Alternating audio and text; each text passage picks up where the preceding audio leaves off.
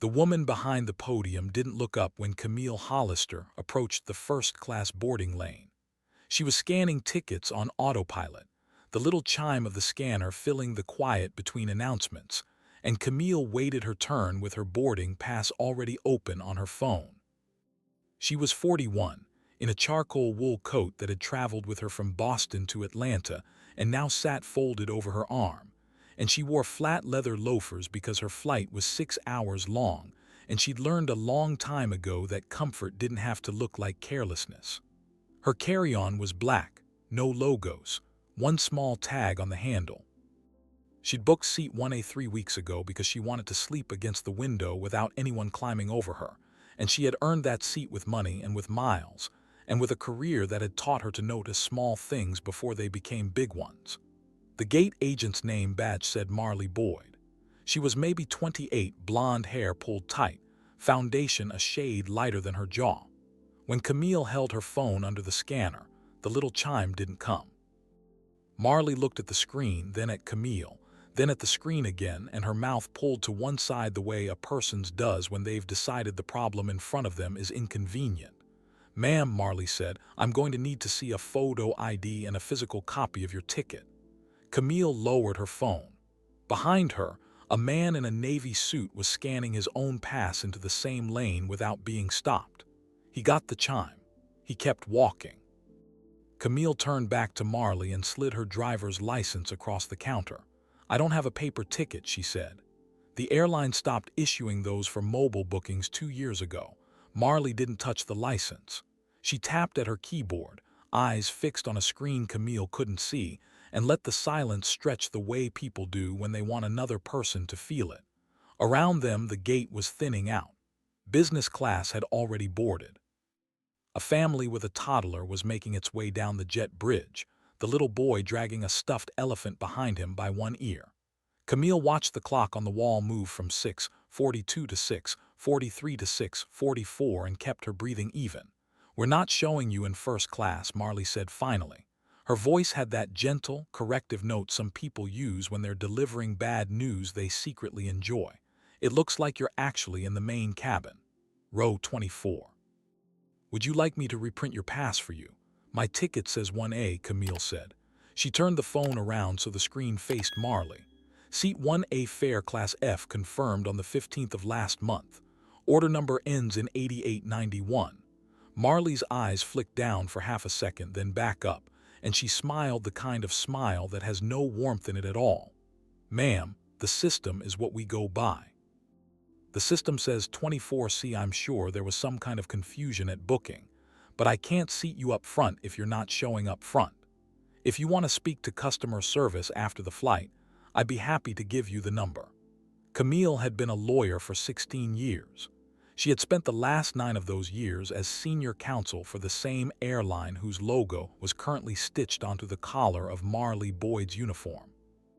She was flying to Dallas because she was going to give a keynote at a compliance training the following morning, and the topic of that keynote, in fact the title printed on the folded program inside her carry-on, was passenger discrimination and the manifest as a record of intent.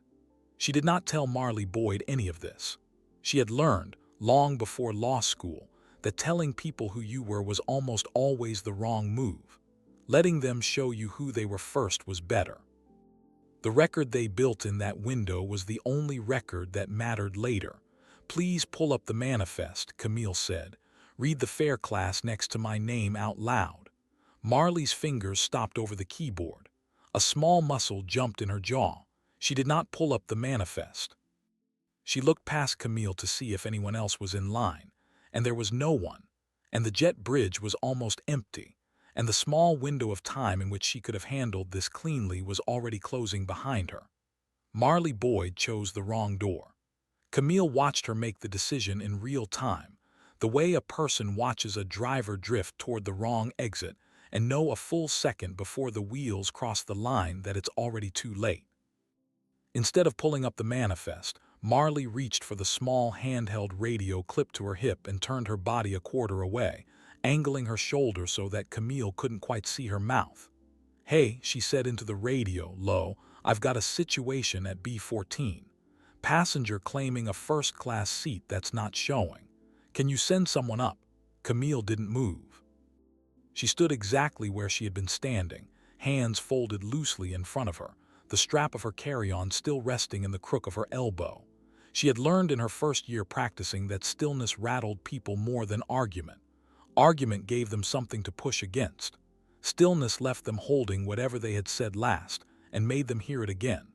A second gate agent came out from the little office behind the podium. His name badge said Dwight Farrow.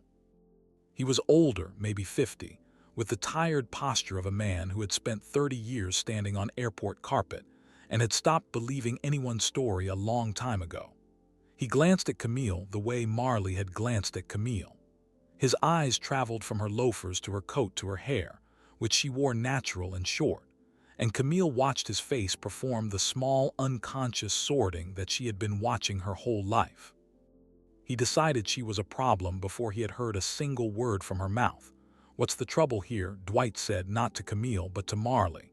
"She's booked in 24C, Marley said.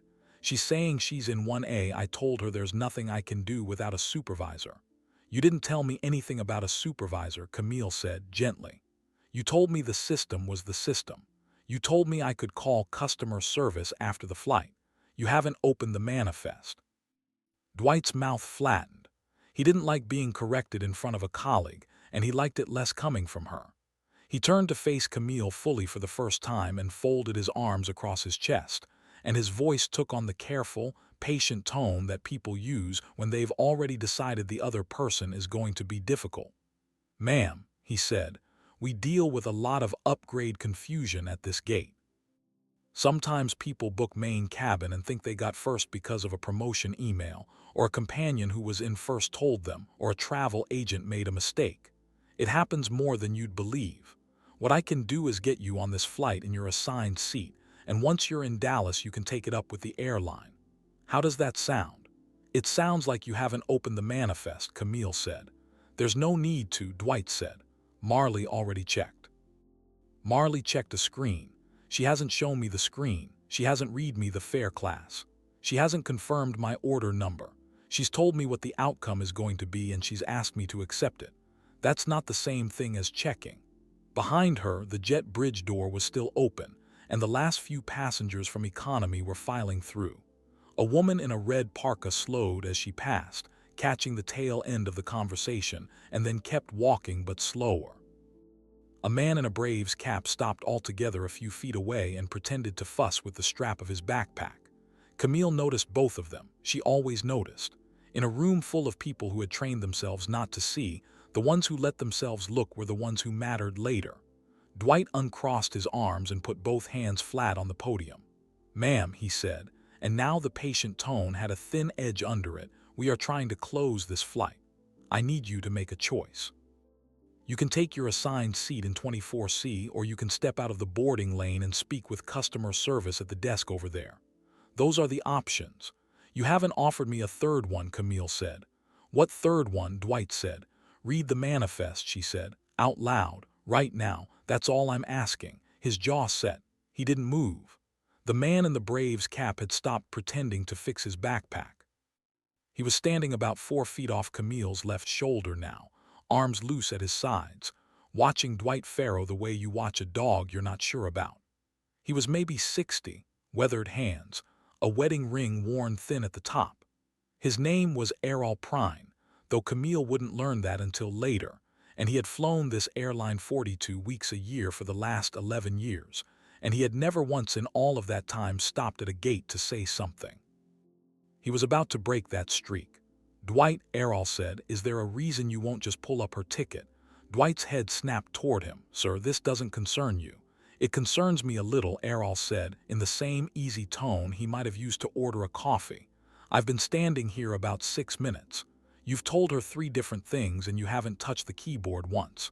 That's not how you all usually handle it when it's my seat that's wrong." There it was. The comparison. The quiet, deadly sentence that people like Errol Prine could say without ever having to raise their voice, because it just described what was in front of them. Dwight's face went a shade darker under the fluorescence. Marley Boyd's eyes dropped to her screen and stayed there. The woman in the red parka had come back. She was standing on the other side of the podium now, and she had her phone out, held at hip height, not quite pointing at anything but not quite not. Her name was Jocelyn Ade. She was 26 years old and she worked in operations for a hospital system in Fort Worth, and she had watched exactly this kind of scene play out at exactly this kind of counter for two black women in her own family, and she was tired. "Ma'am," Jocelyn said to Camille, "if you want, I can be a witness. I heard the whole thing." Camille kept her eyes on Dwight. "Thank you," she said without turning. "That may be helpful in a few minutes." Dwight now had two members of the traveling public standing near his podium, one filming, one offering herself as a witness, and a boarding lane that should have been empty 10 minutes ago. He could feel the shape of the situation changing under him, and Camille could see him feel it. His hands came off the podium. He pulled his own tablet toward himself, the one Marley had been guarding, and he tapped at it with the wounded dignity of a man being forced to do something he'd already claimed to have done. "Fine," he said, without looking at Camille. "Let's see." "Hollister, Camille, confirmation code." She read it out. He typed it in. His face did something small and involuntary. He tapped again. He read the screen. He tapped a third time as if the second read might correct itself. It didn't. "What does it say, Dwight?" Camille asked. He didn't answer immediately. He looked up and then past her toward the jet bridge, as though the answer might be down at the aircraft door and not on his own screen. "It's showing 1A, he said finally. "Fare Class F," confirmed the 15th. Marley Boyd made a small sound in her throat. "So there was no confusion at booking," Camille said.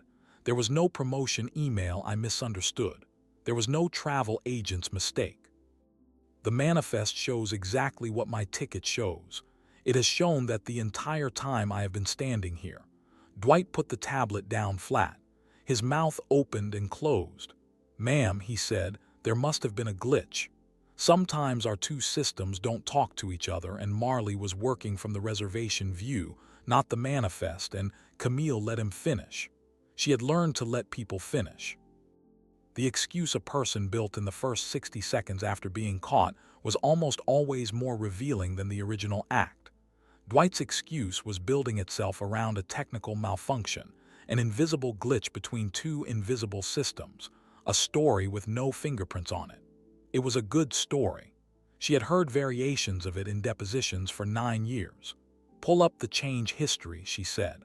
"On the reservation Marley was looking at. Show me what was on that screen when she scanned my pass." Dwight's hand didn't move. "Marley," Camille said. "Pull it up." Marley Boyd's hand stayed on the edge of her keyboard like it had forgotten how to move. She was looking at Dwight now, not at Camille, and Camille could read the small, silent conversation happening across the podium. It was the conversation two people have when they realize they are not on the same side of a line they thought they were both standing safely behind. Marley wanted Dwight to tell her what to do. Dwight was starting to understand that whatever he told her, he was going to have to defend later. "Marley," Camille said again, evenly. "The change history, on the reservation view, that's what I'm asking to see." "Ma'am," Dwight said, "we don't typically show internal system screens to passengers." "That isn't a rule," Camille said. "That's a preference. And it doesn't apply when the internal system screen is the only thing that explains why my confirmed first-class ticket wasn't good enough to be scanned 12 minutes ago." Errol Prine, still standing 4 feet off her shoulder, shifted his weight. Jocelyn Ade's phone had moved from hip height to chest height. The little red dot on the corner of her screen was steady. She had started recording somewhere around the words "Fare Class F," and she was going to keep recording until this thing was over, and Camille could feel that decision hanging in the air behind her like a hand on her back. Dwight made a small decision. Camille watched him make it. He reached over and turned Marley's screen toward Camille with a jerky, resentful motion, the way a child hands over a toy he's been told to share. On the screen was the reservation view. Camille's name at the top, her frequent flyer number, her seat currently reading 24C, and underneath, in the small activity log that airlines use to track internal changes to a booking, a line entered 8 minutes before Camille had arrived at the gate. The line read, "Seat reassignment 1A224C, agent ID MB4471, RSN, Op Discretion, MB4471, Marley Boyd. Marley had reassigned Camille's seat before Camille had reached the podium, before Marley had even seen her. She had done it on the basis of a name on a manifest, and whatever the name on the manifest had suggested to her, and she had marked the reason as operational discretion, which was the code airlines used for a category of decision so broad it could hold almost anything a gate agent wanted to hide inside it. Camille didn't say anything for a moment. She let the screen speak. Errol Prine leaned in slightly to read it. Jocelyn's phone tilted a degree to catch it. Dwight Farrow's hand hovered and then he pulled the screen back toward himself, but the damage was done. Everyone at that podium had seen the timestamp. Operational discretion, Camille said. That's the reason you gave. Marley's mouth opened. Nothing came out for a second and then the words came in a rush. I saw there was a name I didn't recognize in 1A and I thought, sometimes we get bookings that don't look right, that get flagged for fraud after the fact, and I was trying to protect the airline. I wasn't protect the airline from what Camille said. Very quietly. From Marley said. Her hand had come up to her collar. From, fraud. Sometimes people book premium seats with stolen cards. It happens. My training told me if something looks off, I can move the passenger to a comparable seat pending verification. There's no verification flag on my reservation, Camille said. There's no fraud alert. There's no pending review. There's a seat reassignment marked operational discretion, entered by you 8 minutes before I got here. The only thing about my booking you had in front of you was my name. Marley didn't answer.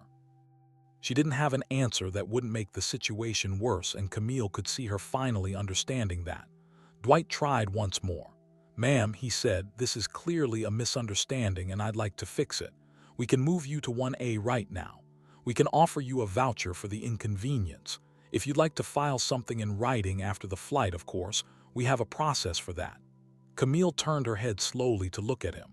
Dwight, she said, I'd like you to open the crew manifest for this flight and read me the name of the operating captain. His face went still. The captain, Dwight said. Ma'am, the operating captain is not, that's not information we typically share at the gate. His name is on the manifest, Camille said. The same manifest that says 1A, fare class F, the one you finally opened 3 minutes ago. His name is right there. I'd like you to read it. Dwight didn't want to. Camille could see he didn't want to. His hand hovered over the tablet and he looked at Marley for help, and Marley had nothing left to give him. She had used the last of what she had building the wall that was now falling down around both of them. Captain, Dwight said, his eyes on the screen is, Captain Terrence Hollister. Errol Prine, 4 feet off Camille's shoulder, made a small sound. It was not quite a laugh. It was the sound a man makes when a card he has been watching all along finally turns face up on the table. Terrence Hollister, Camille said. That's my husband. The silence at the podium was not the silence of a room going quiet. It was the silence of a room where the temperature had just changed. Marley Boyd's hand came up to her collar again. Dwight Farrow's chest rose and fell once slowly, in the way of a man who had just done a piece of very fast, very unwelcome math. I flew in from Boston last night, Camille said. I have a keynote in Dallas tomorrow morning. My husband is deadheading home on this flight because his rotation ended in Atlanta and ours ends in the same house. We booked 1A 3 weeks ago because he wanted to sit next to me on the jump seat break. He walked onto that aircraft 40 minutes ago through the crew door. He is upstairs in the flight deck right now doing his pre-flight checks. And you, she said, looking at Marley, moved his wife out of the seat next to him because you didn't like the name on the manifest. Marley's eyes were wet. Ma'am, she said, I didn't know. I know you didn't know, Camille said. That's the whole problem. You didn't know and you didn't ask and you didn't check. You looked at a name and you made a decision and you marked it operational discretion and you thought that would be the end of it. You thought I would sit down in 24C and be grateful for the aisle. Dwight tried to step in front of the wreckage. Ma'am, he said, we would very much like to make this right. If you would let me walk you down to the aircraft personally, we can seat you in 1A, we can offer any accommodation you need, we can. Camille held up a hand, not with anger, with the calm authority of a person who had run out of interest in being managed. "Dwight," she said, "I don't need you to walk me down. I know where the aircraft is. My husband is on it. What I need you to do right now before this jet bridge closes is take your hand off that tablet and step back from the podium. Don't clear the screen. Don't refresh anything. Don't touch the change log. If you touch it, I will know." He took his hand off the tablet. Errol Prine cleared his throat. "Ma'am," he said, "if it's useful, I've been flying this route on this airline since 2014. I have a number for corporate customer relations that isn't the one on the back of the ticket. I'd be glad to give it to you." "Thank you," Camille said. "I have that number." Jocelyn Ade lowered her phone. The little red dot stayed on. "I got all of it," she said quietly, mostly to herself. Camille turned back to the podium. Marley was staring at her hands. Dwight was looking somewhere past Camille's left ear at a spot on the wall that didn't exist. "I'm going to board now," Camille said. "I'm going to walk down that jet bridge and I'm going to sit in 1A when I get to Dallas. I'm going to make some phone calls and one of them is going to be to the office that handles this. Not customer service. Not the complaints line on the back of the ticket. The office. Do you understand which office I mean?" Marley nodded once. She understood. She had guessed sometime in the last 90 seconds exactly who she was talking to, and she had guessed correctly.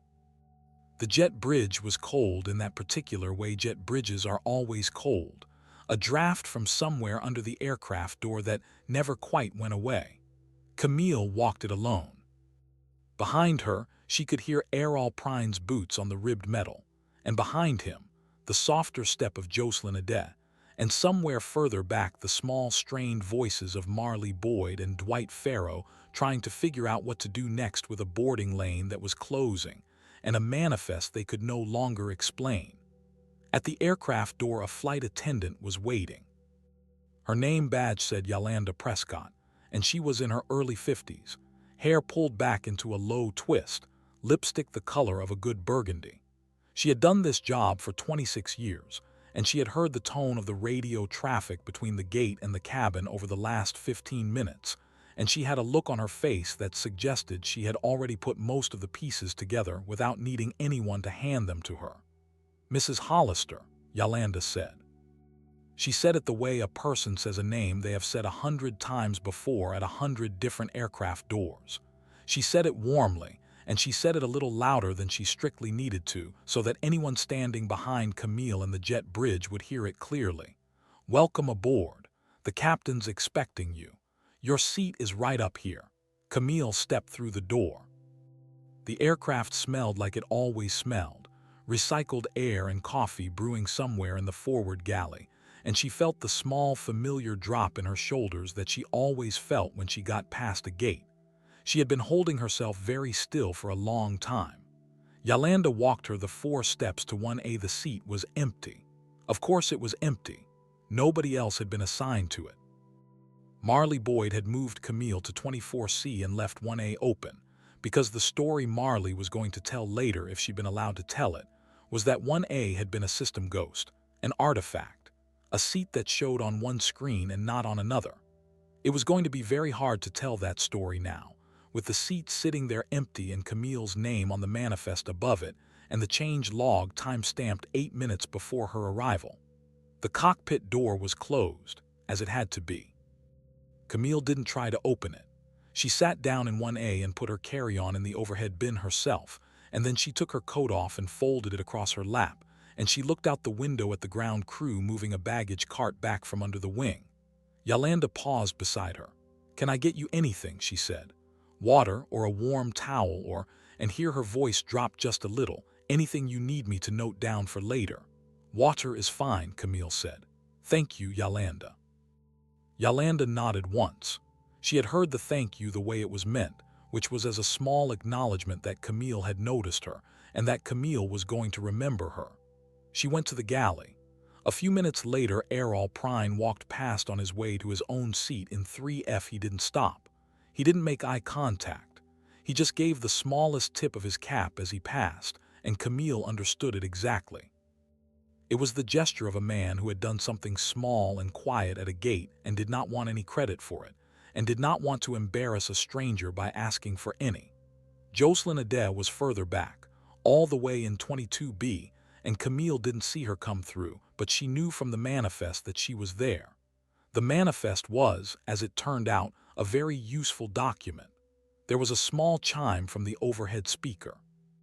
Then a voice, warm and even, the voice of a man who had been flying commercial aircraft for 22 years. "Good evening, folks," said Captain Terence Hollister. "This is your captain speaking from the flight deck. We're just about buttoned up here and we'll be pushing back in a few minutes for our flight down to Dallas.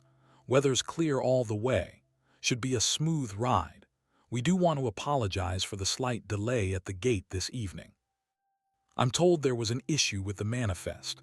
Camille almost laughed, not quite, but almost. She looked down at her hands folded in her lap on top of her coat and let the smallest breath out. An issue with the manifest. Terence had chosen those words carefully. He always did.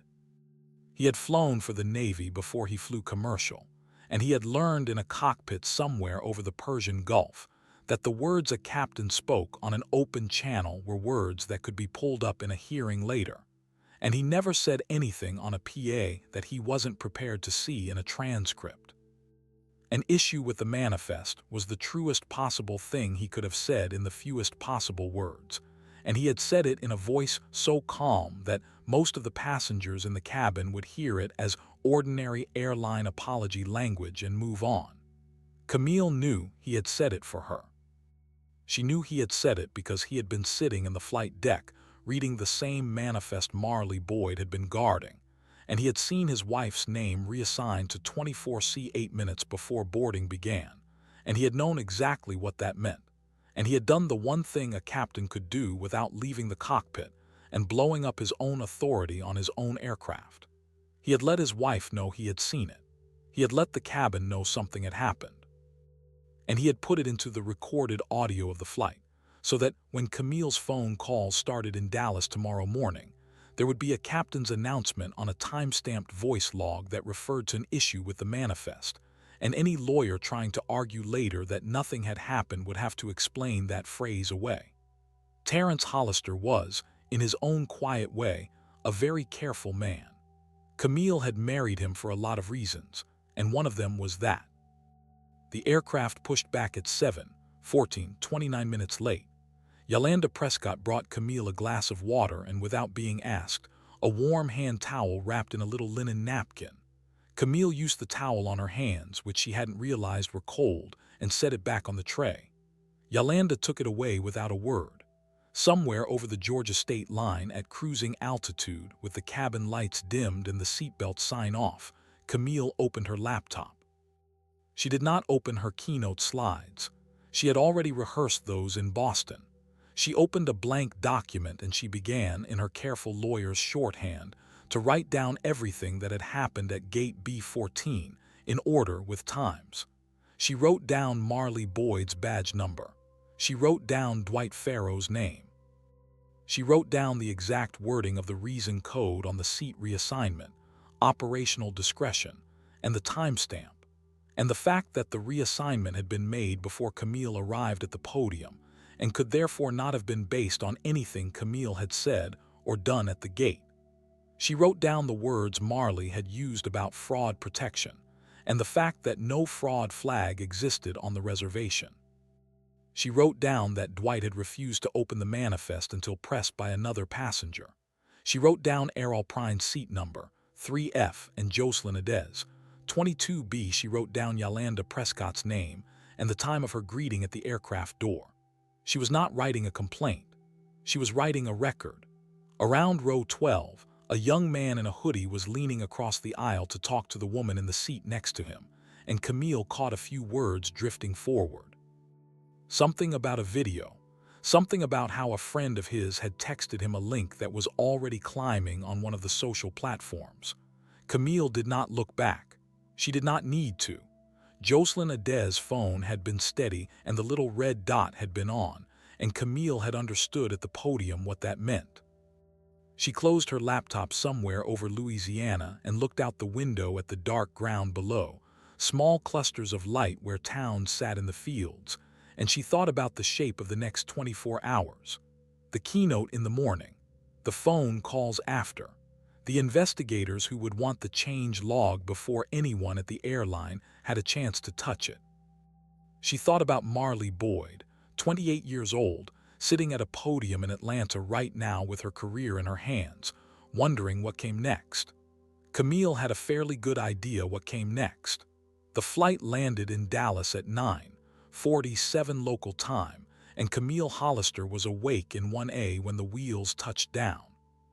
She had slept for maybe 40 minutes, the shallow airline sleep that never quite counts as rest, and she had woken over East Texas with her mind already sorting the calls she was going to make in the morning into the order she was going to make them. There was a way to do this, and there was a way not to do it, and the difference between the two was mostly a matter of who you called first and what you had in your hand when you called them. The aircraft taxied to gate C-22. The seatbelt sign chimed off. Camille stayed in her seat while the cabin ahead of her, which was really only her row and two others, gathered its things. Yolanda Prescott was standing at the forward galley door with her hands folded in front of her, and when Camille finally stood and reached up for her carry-on, Yolanda stepped forward. "Let me," she said, and lifted the bag down herself. She set it at Camille's feet and did not let go of the handle right away, so that for a moment they were both holding it, and Yolanda used that moment to speak quietly. "I wrote it up already," she said, "on my own device. Before we landed, time-stamped. If you need it, my number's on the manifest." Camille nodded once. "Thank you." Yolanda let go of the handle and stepped back into her galley position, professional again, no expression on her face. Yolanda Prescott had been paying attention for 26 years. She was not going to be the person who suddenly wasn't paying attention on the night it mattered. Camille walked up the jet bridge with Errol Prine somewhere behind her and Jocelyn Ade further back, and she did not turn around. At the top of the ramp, in the little space where the jet bridge met the terminal, Terrence Hollister was waiting. He was still in his uniform, the four-striped jacket folded over his arm, his cap held loosely at his side. He had come down the crew stairs and walked around, which was not the shortest route, but was the route that put him at the top of the jet bridge in time to meet his wife. He didn't say anything for a second. He just looked at her. "Rough one," he said finally. "Not the roughest," she said. He reached out and took the handle of her carry-on, and she let him, and they walked into the terminal side by side. Behind them, Errol Prine came up the ramp, saw the captain, saw the wife, tipped his cap once more and kept walking. Jocelyn Ade came up 10 seconds after that, and she looked at Terrence, and Terrence looked at her, and Camille said quietly, "This is Jocelyn." She recorded the whole thing. Terrence held out his hand. "Thank you," he said. "That's going to matter." Jocelyn shook his hand and didn't quite know what to say, so she just said, "Safe flight, sir," which was the wrong thing to say at the end of a flight but the right thing to say to a captain. And Terrence smiled at her and told her to travel safely home, and she went on into the terminal with her phone still warm in her coat pocket. Terrence and Camille walked the long carpet of the C concourse toward baggage claim. He didn't ask her what had happened. He had watched most of it on the manifest and heard the rest from Yolanda over the intercom during the flight's second hour, and he already knew. "You calling Gloria in the morning," he said. "First thing," Camille said. He nodded. Then after a few steps he said, "I put it in the announcement. I heard. I figured you did." They walked another 20 feet. He said, "That girl at the gate. What was her name?" "Marley Boyd," Camille said. 28. Badge number MB4471. "She was scared before I got there, and she made a decision she thought would go away. She's not going to have a job in a week," Terrence said. "Not the way this is going to move." "I know," Camille said. She was quiet a moment. "And I'm not going to lose sleep over that. But the thing that matters is not her job.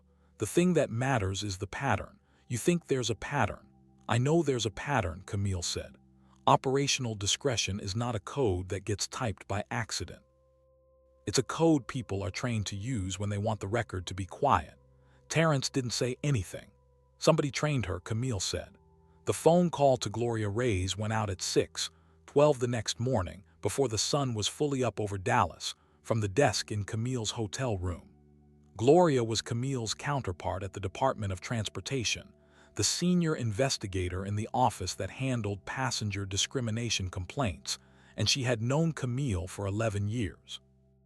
They had been on opposite sides of a few things and the same side of more, and they had the kind of working relationship where neither of them wasted the other's time. "Gloria," Camille said when the line picked up, "I need to give you something before I go on stage this morning." "Go," Gloria said. Camille could hear the sound of a pen uncapping on the other end of the line. Camille gave it to her. She gave her the flight number and the date and the gate. She gave her Marley Boyd's badge number and Dwight Farrow's name. She gave her the timestamp on the seat reassignment, and the reason code, and the fact that the reassignment predated her arrival at the gate. She gave her Errol Prine's seat number and Jocelyn Adez, and Yolanda Prescott's name and offer. She gave her the wording of Terrence's PA announcement, and the exact time it had been made, so Gloria could pull the cockpit voice log without having to hunt for it. She did not editorialize, she just gave Gloria the record. When she finished, Gloria was quiet for a beat. "Camille," she said, "you realize what you just handed me?" "I realize," Camille said. "The reason code is the thing," Gloria said. "Operational discretion entered before contact. That's not a mistake, that's a habit. That means she has done it before or she has been shown how to do it by somebody who does it." "I know," Camille said. "I'm going to want the route pulled," Gloria said. 6 months back minimum. Every reassignment out of premium cabin on that gate agent's badge, and every reassignment on Farrow's badge, and every reassignment marked operational discretion out of that station regardless of who typed it. Camille said, "I thought you might." "Give your keynote," Gloria said. "Call me when you're done." Camille gave her keynote at 9:00 in the ballroom of a hotel 2 blocks from the DOT regional office, in front of about 400 compliance officers from 12 carriers, and she did not mention what had happened at Gate B14 the night before. She talked about the manifest as a record of intent, which was the title she had chosen weeks earlier, and she talked about the ways that seat reassignments and fare class changes and standby flags could look like ordinary operational moves on the surface and turn into something else entirely when you pulled the timestamps. She talked about training. She talked about the difference between what an airline said in its policies and what its gate agents did when nobody senior was watching.